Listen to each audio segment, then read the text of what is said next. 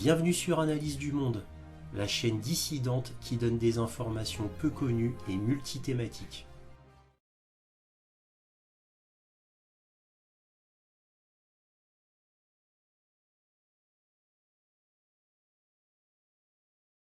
Bonjour à vous, bienvenue sur Analyse du Monde.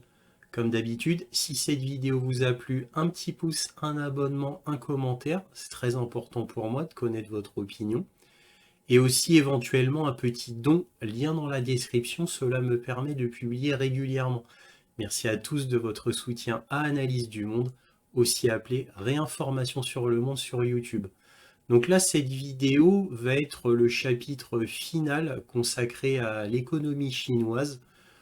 Et là, pourquoi j'insiste sur l'économie chinoise, étant donné que j'ai déjà fait une vidéo il y a peu, c'est parce que dans ma précédente vidéo, je vous avais montré quelques malversations à la chinoise qui vous montrent que le pays est gangréné par la corruption et les malfaçons sur les infrastructures. Par exemple, je vous avais montré des océans de vélos neufs qui étaient fabriqués juste parce que le propriétaire de la société avait des aides de l'État, donc il produisait des vélos pour montrer à l'État que il vendait bien des vélos. En fait, non, il les vendait pas, il prenait la caisse de leur société, il mettait la clé sous la porte et il disparaissait. Pareil pour les voitures électriques, et puis je me doute que ça doit être pareil pour d'autres encore objets. Mais en tout cas, dans la précédente vidéo, je vous avais montré des océans de vélos, je vous avais montré des champs entiers de véhicules électriques, pour ne donner que ces exemples, pour vous dire à quel point la corruption et la malversation est gigantesque en Chine. Cela a toujours été, hein. Ça fait 40 ans, 50 ans que c'est comme ça. Ça a toujours été. Bon, vous allez me dire, dans les pays d'Asie, Cambodge, Vietnam, etc. Bien sûr que c'est partout pareil. Et contrairement à ce qu'on peut croire, parce que c'est tout propre, non, non, le Japon est pas épargné. Le Japon est un des pays les plus corrompus du monde. Il y a eu des scandales terribles concernant le gouvernement japonais. Le Japon est extrêmement corrompu, au moins autant que la Chine. Sauf que les Japonais font ça de manière beaucoup plus subtile et ils savent avoir une façade digne de ce nom. Ah, c'est la fameuse dignité japonaise qui permet de cacher tout cela. Mais derrière les façades, c'est très laid au Japon. Très très laid. Bref, donc évidemment, dans ma précédente vidéo, je n'avais pris que quelques exemples. Et à la fin, je vous avais dit dans ma conclusion que la Chine allait très mal économiquement, qu'elle était en déflation. Je vous avais donné les conséquences de cette déflation et je vous avais dit que qu'il fallait absolument que la Chine fasse quelque chose parce que en plus ses exportations baissaient drastiquement. Je vous avais parlé du Covid, la gestion du Covid qui a été absolument désastreuse et etc. Mais je vous avais pris quelques exemples par-ci par-là et j'avais surtout mis le doigt sur la corruption et les malversations en Chine. Mais je ne vous avais pas parlé de l'économie globale. Donc là, on va parler de l'économie globale avec des articles pris des plus grands journaux internationaux économiques, bien sûr, vous me connaissez maintenant. Et à la fin, vous aurez ma petite conclusion, comme d'habitude, mon analyse finale. Parce que bon, pour ceux qui ne me connaissent pas, moi ça fait plus de 20 ans que j'analyse la géopolitique mondiale. Évidemment, j'ai lu des milliers et des milliers d'articles, j'ai lu des centaines de livres, sans compter des centaines de vidéos, de documents internet que j'ai pu lire. Évidemment, on ne peut pas comparer cette expérience avec les quelques articles que je vais vous montrer. C'est pour ça que, vu que je connais relativement bien la Chine, ainsi que le Japon d'ailleurs, je vais vous donner ma conclusion qui va être un petit peu étoffé par d'autres éléments que vous ne voyez pas dans les articles. Bref, en tout cas, on va commencer, donc commençons ces lectures. Alors on va commencer par l'article de The Economist, comment Xi Jinping nuit à l'économie chinoise, les politiques rigides l'emportent sur le pragmatisme. C'est un article du 26 mai 2022, donc ça commence à dater un petit peu, il a un peu plus d'un an cet article, mais il reste très vrai pour une présentation générale. Au cours des 20 dernières années, la Chine a été la source de la croissance la plus importante et la plus fiable de l'économie mondiale. Il a contribué pour un quart à la hausse du PIB mondial au cours de cette période et a connu une croissance au cours de 79 des 80 trimestres. Pendant la majeure partie de la période qui s'est écoulée depuis l'ouverture de la Chine après la mort de Mao, le Parti communiste a adopté une approche pratique pour enrichir le pays, mêlant réforme du marché et contrôle de l'État. Mais aujourd'hui, l'économie chinoise est en danger. Le problème immédiat est sa campagne zéro Covid qui a provoqué un marasme et pourrait condamner l'économie à un schéma stop-start. Bon, j'aime pas trop leur analogie, mais bon, bref. Cela aggrave un problème plus grave, la lutte idéologique du président Xi Jinping. Refaire le capitalisme d'État. Si elle continue sur cette voie, la Chine connaîtra une croissance plus lente et sera moins prévisible, ce qui aura de lourdes conséquences pour elle et pour le monde. Vous voyez, cet article a plus d'un an, et il a été visionnaire, parce que c'est exactement ce qui s'est passé. Là, ce qu'ils disent à la fin, c'est exactement ce qu'il s'est passé. Voilà. Mais nulle surprise. Quand Xi Jinping a fait sa politique zéro Covid, qui a duré à peu près 3 ans, ça a été une catastrophe. Tout le monde se demandait, mais pourquoi fait-il ça? On se demandait si presque c'était voulu la destruction de l'économie chinoise. Bon, alors on se doute que non, mais euh, c'est presque à la limite. Bon, je vais être un petit peu méchant en disant ça, mais cette idéologie du président Xi Jinping, là, lui a fait faire, mais une stupidité absolument catastrophique pour son pays. Ces actions étaient d'une stupidité monumentale, car évidemment, ce qu'il préconisait de faire pour le zéro Covid était tout à fait prédictible quant aux conséquences catastrophiques. C'était une évidence. Il l'a fait quand même. Alors, a-t-il eu une peur pathologique extrême du Covid qui a fait qu'il ait fait ça? On ne peut pas savoir. Mais en tous les cas, ça a été, pour être plus gentil, on va dire, une erreur monumentale côté Xi Jinping. Ensuite, nous avons l'article de Business Insider du 19 août 2023. Donc ça date de quelques jours. Hein. L'économie chinoise s'effondre. Alors vous voyez, dans le précédent article The Economist, qui avait plus d'un an, déjà, The Economist disait l'économie chinoise est en danger. Là, un an plus tard, on a l'économie chinoise s'effondre. Voici comment ces problèmes pourraient se répandre sur les marchés mondiaux. Bon, là, on a une image avec Xi Jinping, on lit l'économie chinoise est en difficulté et les experts préviennent que ces difficultés pourraient peser sur la croissance et les affaires mondiales. L'économie chinoise est confrontée à des vents contraires, allant d'un marché immobilier instable à une faible demande des consommateurs. La faible demande des consommateurs, c'est la fameuse déflation. Le marché immobilier instable, ça vient des cités fantômes dont je vous avais parlé lors de la précédente vidéo, qui est complètement intriquée dans l'économie chinoise et qui est malheureusement si gigantesque qu'elle a une part énorme du PIB chinois. C'est pour ça que le gouvernement chinois a autant de mal à résoudre ce problème de cité fantôme. Bref, je continue.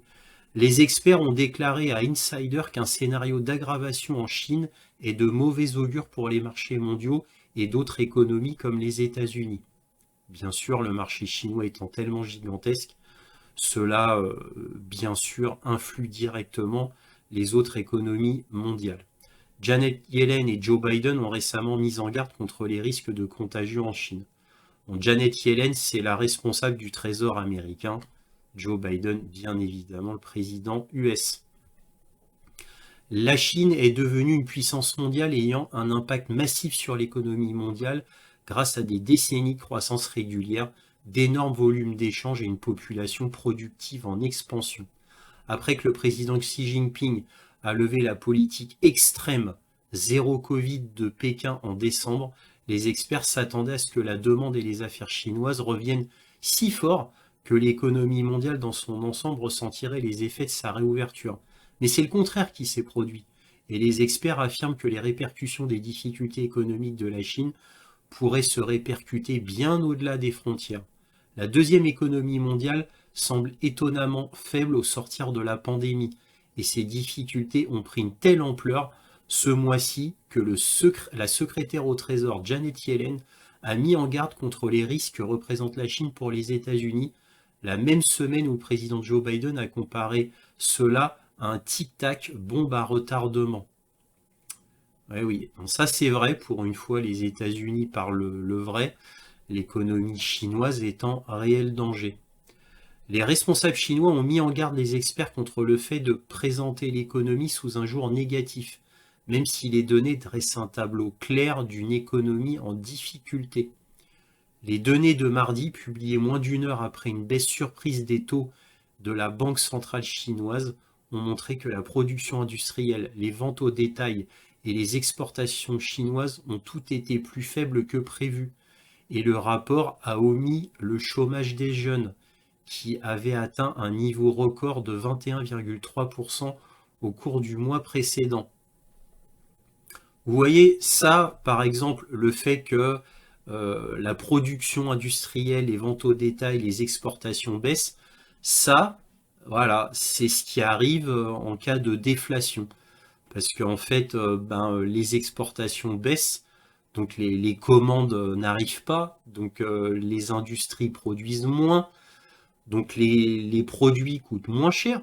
C'est vrai que la déflation fait que les produits coûtent moins cher, mais ça veut dire que l'économie va très mal. C'est ça le problème de la déflation. À la limite, vaut mieux avoir toujours une inflation.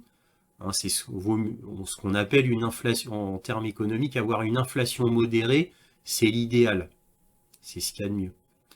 Tout cela se déroule dans un contexte d'instabilité du secteur immobilier, comme en témoigne récemment le dépôt de bilan d'Evergrande. Alors Evergrande, ça c'est c'est le plus gros scandale que la Chine ait jamais connu. C'est la fameuse société qui faisait des cités fantômes. C'est Evergrande, voilà. C'est une énorme société qui est tellement gigantesque que l'État chinois ne peut pas se permettre qu'elle soit détruite, cette société. Ce serait beaucoup trop grave. Ça entraînerait toute la Chine dans sa chute. Je continue. Comme en témoigne récemment le dépôt de bilan d'Evergrande, le promoteur immobilier le plus endetté au monde, et les 2 paiements manqués de coupons de Country Garden Holdings sur ses obligations. Alors sur ce dernier point, je ne sais strictement rien. Donc là, je ne sais pas ce que c'est. Par contre, le Evergrande, ça c'est un scandale dont on a parlé partout dans les journaux du monde entier. Il y a quelques temps, hein, c'était pas il y a quelques mois, hein, c'était il y a quelques temps, il y a peut-être un ou 2 ans de cela. Voici ce que tout cela pourrait signifier pour le reste des marchés mondiaux. Voilà, donc ça c'était Business Insider. Alors maintenant, le dépôt de bilan d'Evergrande, qu'est-ce qui va se passer? Qu'est-ce qui va se passer? Ça, c'est le grand point d'interrogation. Est-ce que l'État chinois va redresser cette entreprise? Pour moi, je pense que oui, parce que sinon, ce serait beaucoup trop catastrophique pour la Chine. Mais qui sait? Qui sait? Peut-être que le gouvernement chinois va couper la jambe gangrénée, c'est ce que je disais dans mon précédent point économique sur la Chine.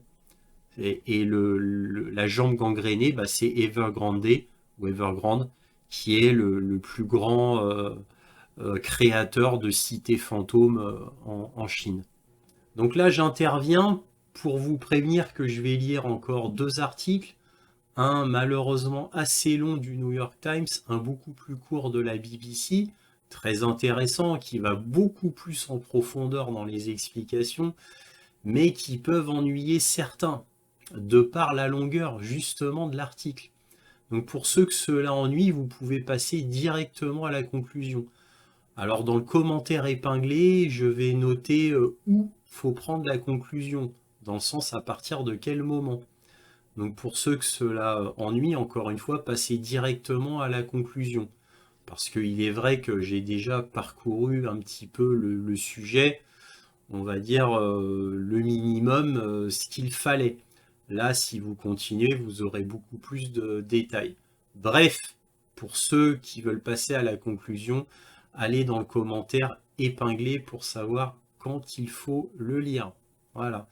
Pour ceux qui veulent continuer, ben, vous pouvez rester ici. Le New York Times. Donc, que dit cet article, qui est extrêmement récent puisqu'il date du 22 août. Donc, pourquoi il est si difficile pour la Chine de résoudre sa crise immobilière?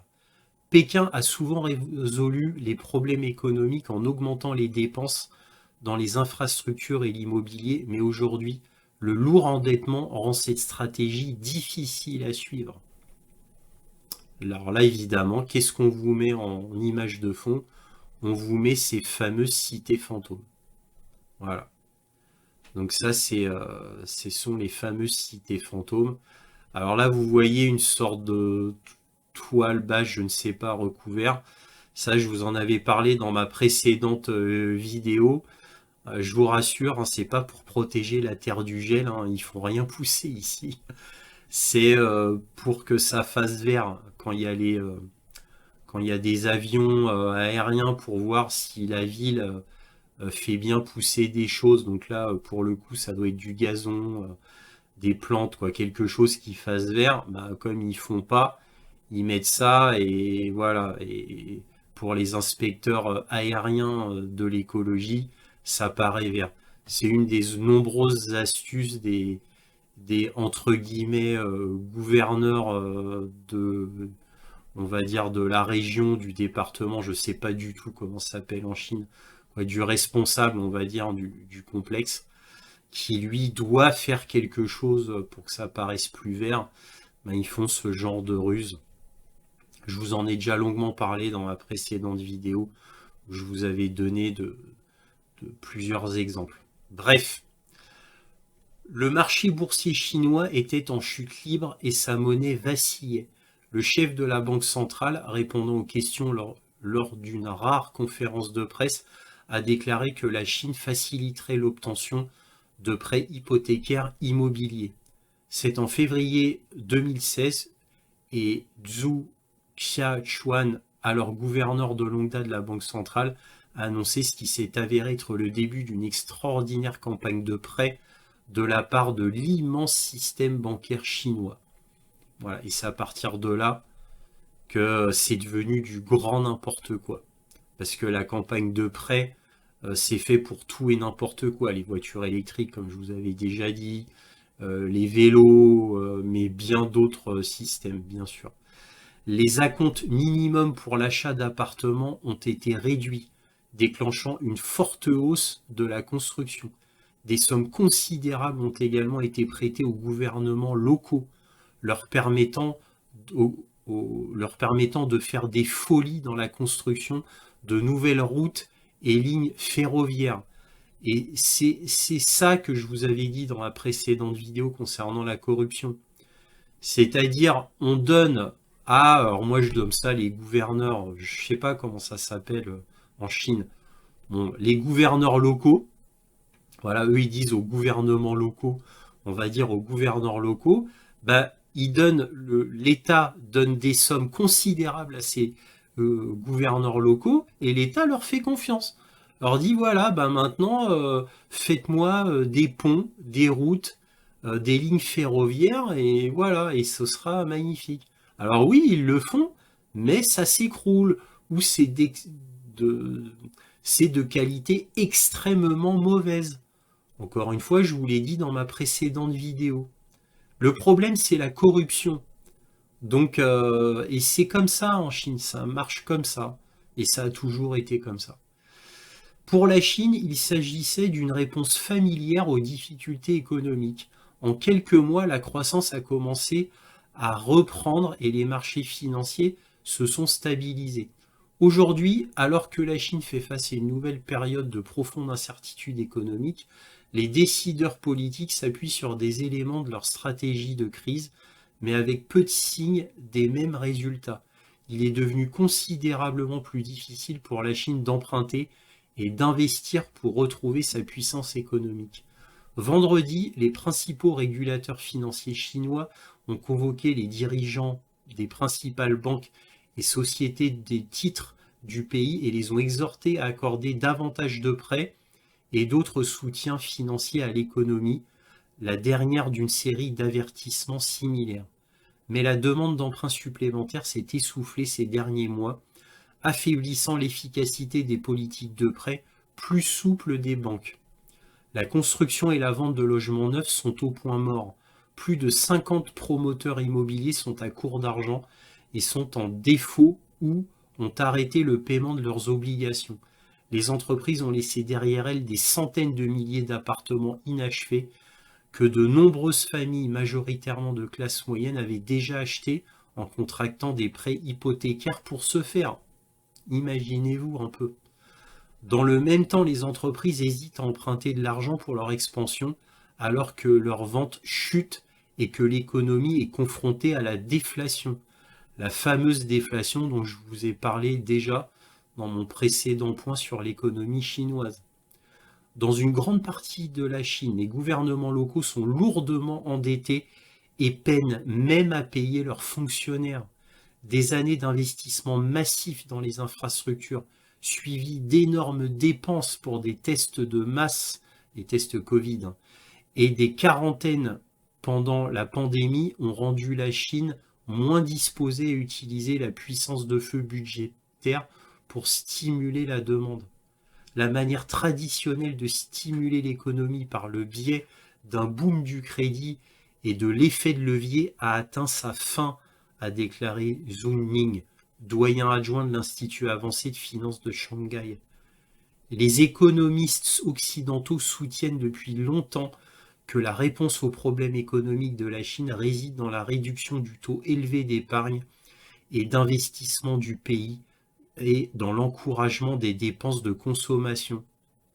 Bah oui, imaginez-vous là la réduction du taux élevé d'épargne. Imaginez, on va dire que le livret A chinois, je dis n'importe quoi, hein, mais imaginez que le livret A chinois soit à 4%, bah, c'est une perte pour les banques, évidemment. Donc ça protège le consommateur, ça l'aide à avoir des petits subsides comme ça, mais ça coûte très cher à l'État et aux banques. Voilà, donc la réduction du taux élevé d'épargne et d'investissement du pays, alors c'est-à-dire que la Chine investit beaucoup moins dans son propre pays, l'État investit moins, bah oui, puisque ça a été la gabegie pendant des décennies d'investissements colossaux dans le pays. Alors évidemment, tout n'est pas négatif, il y a eu des investissements colossaux qui ont été très positifs pour le pays. Évidemment, le coût des malfaçons et malversations, bien évidemment, c'est bon. J'hésite à dire que c'est la norme. On va dire que ça arrive très souvent, mais pas partout et tout le temps. Faut pas exagérer non plus. Ça arrive souvent. Faut quand même dire le vrai, hein. Ça arrive souvent, mais c'est pas systématique et c'est pas permanent. C'est pas universel. C'est pas partout en Chine. Faut pas exagérer non plus. Et quand il y a des gros projets d'État, comme par exemple le rail, qui sont très visibles à l'étranger, là l'État est particulièrement regardant sur la qualité. Donc évidemment, quand c'est sensible, là l'État fait quand même attention. Faut pas exagérer. Donc voilà. Et dans l'encouragement des dépenses de consommation, bah oui, la déflation parce que aussi les gens consomment moins. C'est pour ça qu'il y a une déflation. Voilà. Et s'il y a moins de consommation, il y a moins de commandes pour les industries. Donc les industries bah, investissent moins, évidemment. Bref, la Banque mondiale a adopté cette position en 2005 après que la Chine ait connu des difficultés bancaires en 2003 et 2004 suite à une précédente série de prêts importants. Mais depuis lors, la Chine n'a pas fait grand-chose pour renforcer son filet de sécurité sociale, afin que les ménages ne ressentent pas le besoin d'économiser autant d'argent. Voilà, alors ça je traduis, donc n'a pas fait grand-chose pour renforcer le filet de sécurité sociale. Ça veut dire la Chine, l'État chinois n'a pas fait ce qu'il fallait pour rassurer les ménages. Un peu comme en France. Ce qui fait que les ménages, eh bien, ont économisé. Voilà, pour faire face au futur qui est incertain. C'est ça que ça veut dire. Et ils n'ont pas fait ce qu'il fallait. Donc, les paiements du gouvernement aux personnes âgées sont minimes. Et oui, les personnes âgées, ben, malheureusement, sont un peu mis de côté. L'éducation coûte de plus en plus cher. Bah oui, parce que ça devient à l'américaine. Hein. C'est plus le système communiste où les gens ne payaient rien. Ça, c'était dans le temps. Eh oui, c'est le capitalisme à la chinoise. Hein. L'assurance maladie relève principalement de la responsabilité des gouvernements municipaux en Chine. En gros, c'est les gouverneurs là dont je vous parlais, et les coûts élevés des mesures strictes Covid-0 appliquées par le pays ont failli mettre en faillite de nombreux plans des gouvernements locaux. Et oui, parce que ça a été le zéro Covid a été une sorte d'auto-amputation, d'auto-flagellation fait par Xi Jinping. Ça a été une énorme stupidité de la part de Xi Jinping. Pendant la pandémie, certains pays ont émis des coupons pour des repas gratuits ou à prix réduit au restaurant et d'autres services afin de stimuler les dépenses. Mais même si quelques municipalités chinoises ont expérimenté de telles mesures, l'échelle était minime. Elles offraient aux individus une poignée de coupons d'une valeur de quelques dollars chacun. L'idée d'utiliser ce type de dépenses directes à l'échelle nationale rencontre une opposition au plus haut niveau du gouvernement chinois. La Chine s'est fortement appuyée sur les coupons de rationnement alimentaire depuis Mao jusqu'au début des années 1990, mais elle manque aujourd'hui des systèmes administratifs fiables qui seraient nécessaires. Vous imaginez qu'un État en soit réduit à faire des coupons de repas gratuits ou des réductions au restaurant? Ça vous donne l'image de l'état réel de la Chine. Le plus haut dirigeant chinois, Xi Jinping, a une aversion bien connue à l'égard de toute dépense sociale, qu'il a qualifiée de welfarisme, qui selon lui pourrait éroder l'éthique de travail du peuple chinois. En gros, une aversion pour les dépenses sociales, parce qu'il a peur que ça fasse comme en France, c'est-à-dire rendre le peuple fainéant. Voilà, donc il a peur que ça rende le peuple fainéant, donc c'est un peu comme à l'américaine, hein, c'est-à-dire tu veux gagner ta vie, il faut que tu travailles. Voilà, donc c'est un peu comme ça. Bon, c'est comme ça qu'il voit les choses. Même à l'avenir, lorsque nous aurons atteint un niveau de développement plus élevé et que nous serons dotés de ressources financières plus importantes, nous ne pourrons toujours pas viser trop haut ni exagérer en matière de sécurité sociale et éviter le piège de l'oisiveté du welfarisme, a déclaré M. Xi dans un discours il y a 2 ans. Vous voyez, c'est ce que je vous disais. C'est ce que je vous disais. Donc, voilà. Alors, ça vient du mot welfare, hein, ce qui vient de l'anglais, c'est du bien-être. Voilà. Donc, voilà, c'est le raisonnement à l'américaine. En gros, tout simplement, ça devient un système à l'américaine. Au cœur des difficultés économiques actuelles de la Chine se trouve l'immobilier, qui représente un quart de la production économique du pays et au moins les 3/5 de l'épargne des ménages. Vous vous souvenez, c'est ce que je vous ai dit au début de vidéo, l'immobilier qui est dans un état catastrophique en Chine représente une part énorme de l'économie globale chinoise. Donc vous voyez pourquoi l'affaire des cités fantômes est si catastrophique. Et puis bon, à chaque fois on parle des cités fantômes, mais il n'y a pas que les cités fantômes, hein. Il y a évidemment des cités, quoi, des villes qui ont simplement des buildings, je dis bien seulement des buildings, pas toute la ville, qui est inoccupée. Ça arrive aussi un petit peu partout en Chine. Tout simplement parce que ça a été fait pour rien. Pour rien.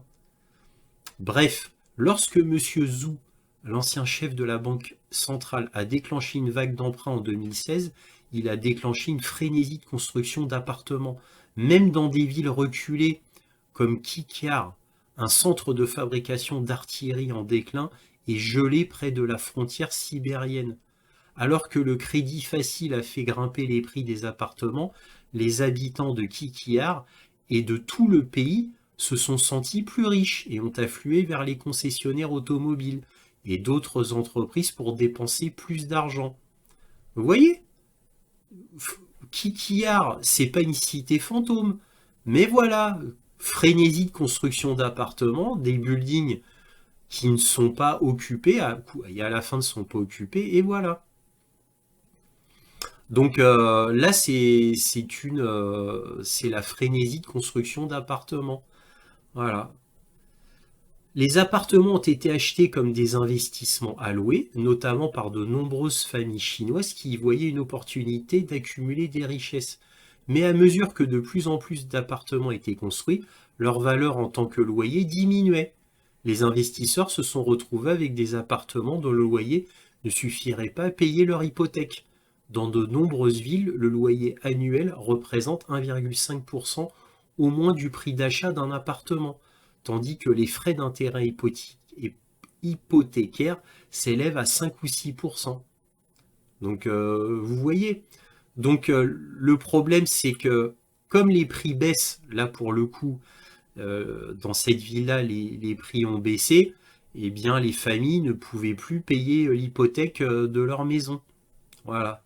Donc, et au bout d'un moment, les appartements, il n'y a plus de location, tout simplement. En Chine, les appartements sont généralement livrés par des constructeurs sans équipement, tels que des éviers et des machines à laver, ni même des éléments de base comme des placards ou des revêtements de sol, parce que les loyers sont si bas, de nombreux investisseurs n'ont pas pris la peine de terminer les appartements au cours de la dernière décennie, détenant des coquilles nouvellement construites mais creusant dans l'espoir de les revendre à des prix toujours plus élevés. Selon certaines estimations, les villes chinoises comptent désormais entre 60 et 80 millions d'appartements vides.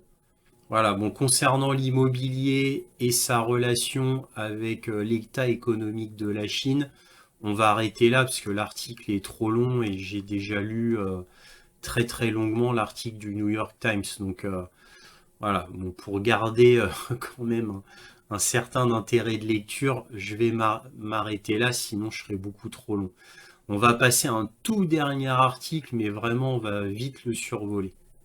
Donc là on va regarder un dernier article de la BBC qui date du 10 août 2022. Donc en gros de l'année dernière, parce que évidemment la crise immobilière ne date pas de quelques jours, hein, ça date d'un bon moment, de quelques années. Hein. Donc crise immobilière en Chine, pourquoi les propriétaires ont arrêté de payer leurs hypothèques? Ah, donc la construction s'arrête, les hypothèques s'arrêtent, livrez des maisons et soyez remboursés. Voilà, c'était l'un des slogans utilisés par les acheteurs d'appartements mécontents en Chine lors d'une manifestation en juin. Mais leur colère contre les maisons inachevées ne s'est pas arrêtée aux pancartes et aux chants. Des centaines d'entre eux ont arrêté de payer leurs emprunts hypothécaires. Une mesure radicale pour la Chine, là où la dissidence n'est pas tolérée.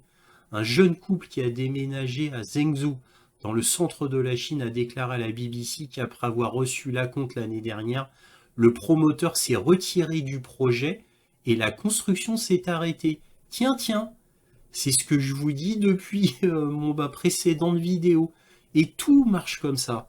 Donc vous voyez, le promoteur a reçu les subsides de l'État chinois, il a pris tout et il est parti.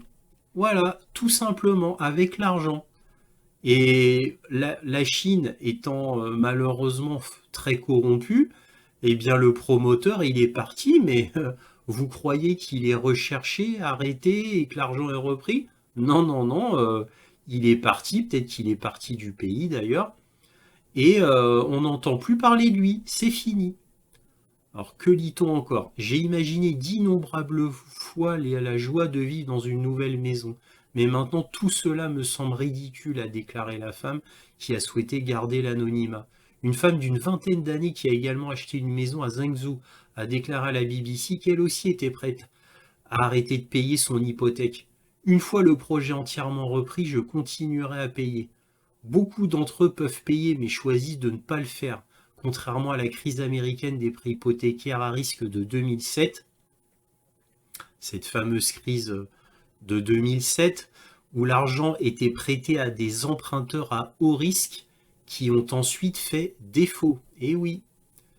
Donc là, on vous donne quelques exemples. Evergrande, le plus grand scandale chinois, reçoit 818 millions de dollars suite à l'annulation de l'accord sur le stade. C'était juste pour la construction d'un stade. Hein. Voilà. La Chine va rembourser ses clients après les protestations massives des banques, parce que même les banques se retrouvaient sans rien. Les promoteurs chinois acceptent les produits agricoles pour leur maison. Bon, ça c'est autre chose. Voilà, donc ils ont acheté des maisons d'environ 320 projets à travers le pays selon une estimation participative du GitHub, où les propriétaires ont publié leurs décisions. Mais on ne sait pas exactement combien ont réellement arrêté de payer. Les prêts boycottés pourraient totaliser 145 milliards de dollars, selon les estimations de S&P Global. D'autres analystes estiment que ce chiffre pourrait être encore plus élevé. La révolte a ébranlé les autorités, concentrant l'attention sur un marché déjà sous la pression d'un ralentissement de l'économie et d'une grave crise de liquidité. Plus inquiétant encore, cela témoigne d'un manque de confiance dans l'un des principaux piliers de la deuxième économie mondiale. Ça, c'est important. Les boycotts hypothécaires motivés par la détérioration de la confiance à l'égard de l'immobilier constituent une menace très sérieuse pour la situation financière du secteur, a déclaré le groupe de réflexion Oxford Economics dans une note récente. Vous imaginez à quel point c'est grave, où des Chinois qui pourtant ont l'habitude d'obéir, carrément boycottent et ne payent plus leur hypothèque. Imaginez-vous un peu jusqu'où ça va. Ça veut dire qu'ils ont le couteau sous la gorge, prêts à défier les autorités, la police, et d'aller en prison. D'ailleurs, pour ça, ils sont prêts à tout, tellement le problème est grave. Bon, je finis cette dernière chose et j'arrête là au niveau des articles. Pourquoi la crise immobilière en Chine est-elle importante? Le secteur immobilier chinois représente un tiers de sa production économique. Cela comprend les maisons, les services de location et de courtage, les industries produisant des produits blancs destinés aux appartements et matériaux de construction. Produits blancs, c'est tout ce qui est électroménager, etc. Mais l'économie chinoise ralentit. Au cours du dernier trimestre, sa croissance n'a été que 0,4% par rapport à l'année précédente. Certains économistes ne s'attendent à aucune croissance cette année. Cela est dû en grande partie à la stratégie zéro Covid de Pékin. Les confinements répétés et les restrictions continues ont affecté les revenus et par conséquent l'épargne et les investissements. Et là, on vous reprend encore les cités fantômes. Vous voyez? Mais la chose à retenir, c'est le secteur immobilier chinois représente un tiers de sa production économique. C'est gigantesque. On va passer à la conclusion. Alors, la conclusion de tout cela. Déjà, résumons brièvement. Problème économique chinois à tous les niveaux. Alors à tous les niveaux, pas que l'immobilier, n'oublions pas la déflation, n'oublions pas les exportations qui ont fortement diminué. Et qui dit exportation qui diminue, dit moindre production des industries. Et qui dit moindre production des industries, dit moins d'investissement dans les industries. C'est un cercle vicieux. Sans compter le chômage des jeunes, dont je vous ai parlé, 21,3% en Chine. C'est énorme, c'est énorme. Donc la Chine va mal. En plus, ajouter à cela la déflation, en plus, ajouter à cela l'affaire Evergrande, qui est une affaire si gigantesque qu'elle implique l'État directement. Et oui, faut pas oublier qu'Evergrande a environ 300 milliards de dollars de dette et qu'elle doit restructurer cette dette et que la Chine ne peut pas se permettre que cette société disparaisse purement et simplement, car il y aura un effet de contagion absolument terrible pour la Chine. Bref, l'immobilier au centre de l'affaire, mais pas que. Je vous ai parlé de l'industrie, je vous ai parlé de la déflation, je vous ai parlé du chômage. Donc tout ça donne quand même un tableau très très sombre de la Chine économiquement. Et pourtant, la Chine pourrait s'en sortir. Mais cela demanderait des mesures draconiennes, forcément difficiles pour le peuple chinois, mais difficiles aussi pour la Chine. Ça voudrait dire que la Chine maintenant investisse dans des projets réellement viables, pragmatiques, qui soient nécessaires à la population et surtout qu'ils s'attaquent à la corruption. La corruption qui gangrène tout en Chine, les malfaçons qui gangrènent tout, les malversations qui gangrènent tout. Il faudrait que la Chine surveille un peu mieux ses finances. La Chine ne surveille pas ses finances. Elle fait trop confiance aux gouverneurs locaux. Et cela devient du grand n'importe quoi.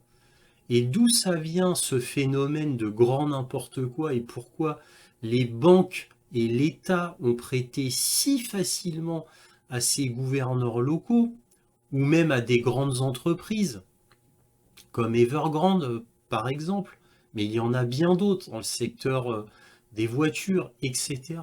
Pourquoi? Parce que la Chine a eu une réussite si grande ces 20 dernières années qui l'ont mis au pinacle de l'économie parce que elle était l'industrie du monde, donc elle avait une rentrée d'argent tellement gigantesque qu'elle s'est sentie absolument invulnérable au niveau économique et a prêté de l'argent mais sans même regarder. C'est pour ça que la Chine a fait des erreurs monumentales dans d'autres pays, en Afrique, au Sri Lanka, en Inde, mais particulièrement en Afrique, où elle a fait des prêts, mais il y a des pays qui ne peuvent plus rembourser ces prêts, parce que ces pays-là ont trop de problèmes économiques. Donc là, en Chine, on a vu bon, bah, les problèmes, évidemment, très très nombreux, mais la Chine, encore une fois, pourrait se redresser.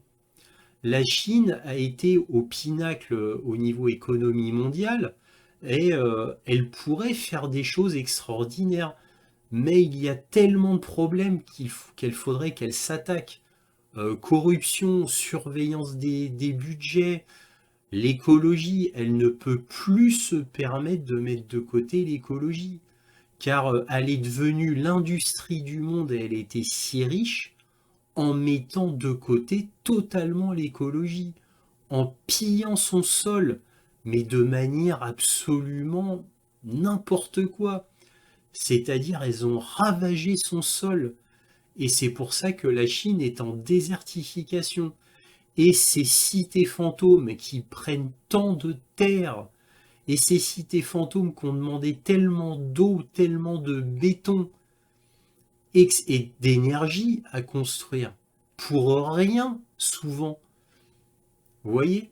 Donc tout ça a demandé tellement de ressources et pour un rien. Donc toutes ces cités, pour ne prendre que c'est l'exemple des cités, mais il y en a bien d'autres, ces cités fantômes qui ont été des fois détruites, des fois laissées à l'abandon. Donc c'est quoi? Des centaines de milliers d'hectares qui sont occupés pour rien. Donc il y a un problème de ruissellement des sols. Les problèmes sont sans fin. La Chine a tellement pompé dans ses ressources que maintenant, elle doit faire avec. Elle doit faire avec l'écologie. Elle ne peut plus ignorer l'écologie. Car là, maintenant, ils ont été beaucoup trop loin.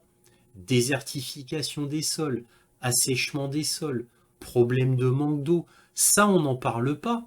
Et vous notez que dans les coupures de journaux qui sont spécialisés dans l'économie, ils restent dans l'économie, mais ils ne parlent pas du reste, qui est pourtant encore plus fondamental que l'économie. L'économie, c'est secondaire par rapport à cela, car il faut voir sur le long terme.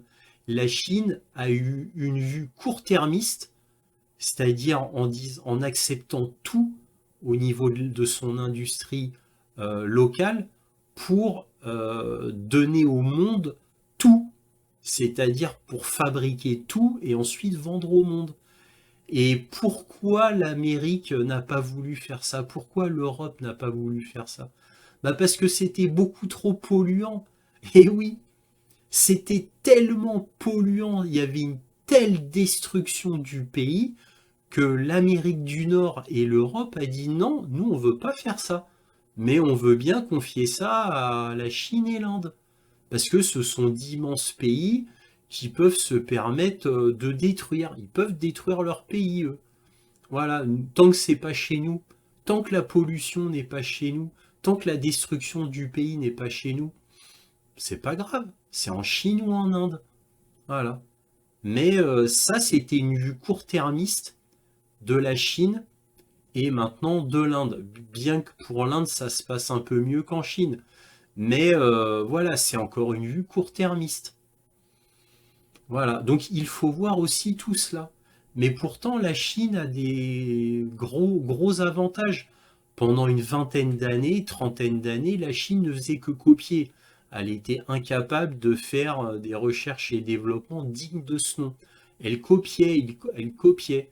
Et puis, à force de copier et même de voler des secrets industriels, parce que oui, la Chine volait énormément de secrets industriels, et à force d'avoir de l'aide de la Russie concernant le spatial, l'armement, parce qu'avant, tout ce qu'avait la Chine dans le spatial et l'armement, ça venait de la Russie. Donc à force d'avoir de l'aide de la Russie, d'avoir, on va dire, des programmes si intriqués entre la Russie et la Chine au niveau du militaire, du spatial et, bon, bref, de l'armement, à ce niveau-là, donc eh bien la Chine a fini par apprendre toute seule. Et même elle a été même au-delà, même pour de la haute technologie. Maintenant la Chine est totalement indépendante. Elle n'a plus besoin des Américains ou des Européens pour la technologie. La Chine peut innover toute seule maintenant. Elle est devenue tellement riche qu'elle a pu innover enfin toute seule. Là, le dernier secteur qui lui échappe, bien que plus pour très longtemps, c'est les semi-conducteurs. La fabrication de microprocesseurs à extrêmement faible nanométrie. C'est le dernier secteur qui lui échappe. Mais elle y investit tellement d'argent qu'elle finira, et de moyens humains, qu'elle finira par pouvoir être totalement indépendante, même sur ce dernier point. Donc la puissance de la Chine potentiellement est extraordinaire, elle pourra aller très très loin, elle pourrait faire de grandes choses. Mais les problèmes qu'elle a à faire face sont tellement gigantesques au niveau industriel, au niveau économique et surtout au niveau humain. La Chine a créé le crédit social à la chinoise qui détruit son propre peuple, qui donne qui va donner une société comme dans le livre de George Orwell, 1984. C'est ça. Et d'ailleurs, la Chine est déjà comme ça. La Chine est déjà comme ça.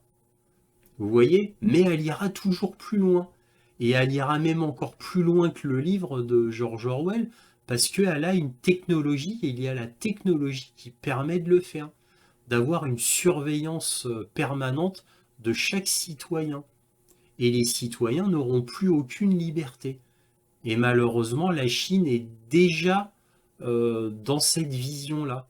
Et avec Xi Jinping, ben, c'est mal parti pour la Chine. Donc bref, les défis qu'a la Chine sont tellement gigantesques. Mais est-ce que politiquement la Chine veut les résoudre? C'est ça le problème. Parce que pour le côté économique, immobilier, cela pourrait être résolu. Mais ça demanderait des méthodes tellement drastiques. Va-t-elle les faire? Rien n'est moins sûr. Et quant au niveau sociétal, je viens de vous le dire, c'est une catastrophe. C'est le pire pays du monde à ce niveau-là. C'est le pire pays du monde. Puisque la Corée du Nord n'a plus besoin de faire ça sur sa population, parce que la population est totalement retournée depuis des décennies, suite justement à des décennies de propagande de génération en génération. Et la Corée du Nord n'a ni les moyens économiques, ni les moyens technologiques de toute manière pour faire ce genre de surveillance de la population. La Chine, oui, elle peut le faire. Vous voyez? Donc c'est quand même très sombre, alors que la Chine a un potentiel extraordinaire. Nous verrons bien, mais en tous les cas, je suis pessimiste quant à l'avenir de la Chine. Voilà, j'arrête là. Si cette vidéo vous a plu, un petit pouce, un abonnement, un commentaire, éventuellement un petit don, lien dans la description. Merci à tous de votre soutien, Analyse du Monde, aussi appelé Réinformation sur le Monde sur YouTube. Et toujours, soyez curieux.